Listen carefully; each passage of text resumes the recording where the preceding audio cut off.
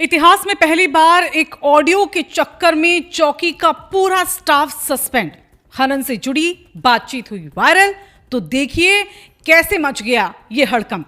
नमस्कार, आप देख रहे हैं राजकुमारी और मैं हूं आपके साथ ऋतु बिष्ट।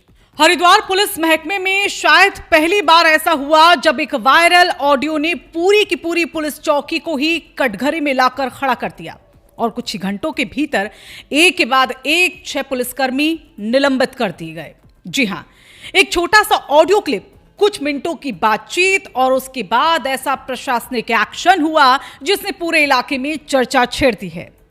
तो आज की ये खबर हरिद्वार से सामने आई है, जहां एक वायरल ऑडियो के बाद पुलिस विभाग ने तुरंत संज्ञान लेते हुए एक बड़ी कार्रवाई को अंजाम दिया। इस कार्रवाई ने यह साफ कर दिया कि जैसे ही किसी भी तरह की संदिग्ध गतिविधि सामने आती है, विभाग बिना देरी किए कदम को उठाता भी है। दरअसल मामला है हरिद्वार जिले के झबरेड़ा थाना क्षेत्र का, जहां आने वाली इकबालपुर पुलिस चौकी अचानक से सुर्खियों में आ जाती है। दरअसल यहां बताया जा रहा है कि सोशल मीडिया पर एक ऑडियो तेजी से वायरल होने लगा और इस ऑडियो में कथित तौर पर कुछ लोगों के बीच बातचीत सुनाई दे रही थी। बातचीत में अवैध खनन से जुड़ी हुई गतिविधियों का जिक्र किया जा रहा था। इस ऑडियो में लेन देन की चर्चा और साथ ही चौकी स्तर पर संपर्क करने की बात भी सामने आई और इसके बाद ये मामला बेहद संवेदनशील हो गया। जैसे ही ऑडियो सोशल मीडिया पर फैलना शुरू हुआ, पुलिस प्रशासन भी हरकत में आ गया। हरिद्वार के एसएसपी नवनीत सिंह भुल्लर ने मामले का तुरंत संज्ञान लिया और फिर इसकी प्रारंभिक जांच के आदेश भी दे दिए गए। जांच शुरू हुई और फिर शुरुआती जांच में कुछ पुलिसकर्मियों की भूमिका भी इसमें संदिग्ध नजर आई। अब मामला बेहद गंभीर था और पुलिस विभाग की साख को ध्यान में रखते हुए तुरंत इस पर कार्रवाई करना भी बेहद जरूरी।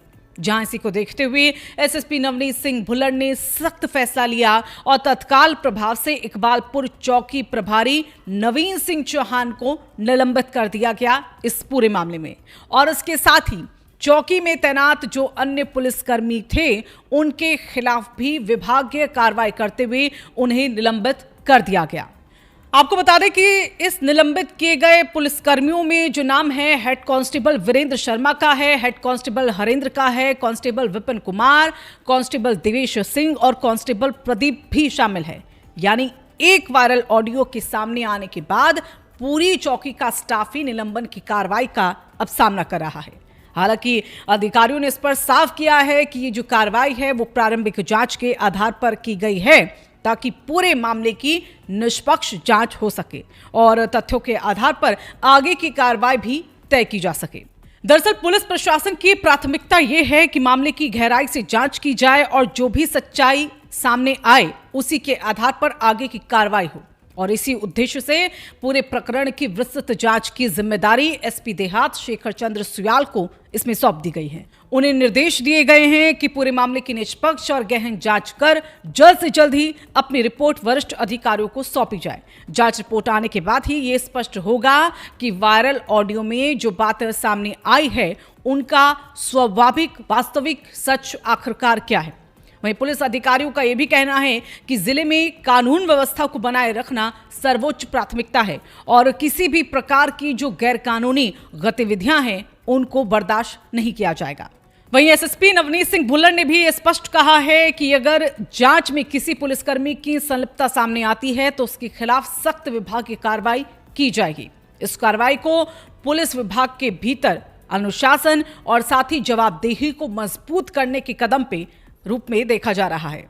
वहीं इसके साथ ये भी साफ संदेश दिया गया कि विभाग पारदर्शिता और कानून व्यवस्था को लेकर पूरी तरह प्रतिबद्ध है। अब सभी की निगाहें इस जांच पर टिकी हुई हैं।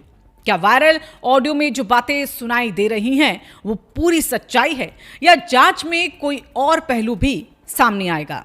फिलहाल इन सभी सवालों के जवाब आने वाले दिनों में जांच रिपोर्ट के बाद सामने आ सकते हैं। लेकिन फिलहाल इतना जरूर कहा जा सकता है कि एक वायरल ऑडियो ने हरिद्वार पुलिस महकमे में बड़ी कार्रवाई जरूर करवा दी है और यहां यह भी दिखा दिया कि संदिग्ध मामलों में विभाग तुरंत कार्रवाई करने से पीछे नहीं हटता।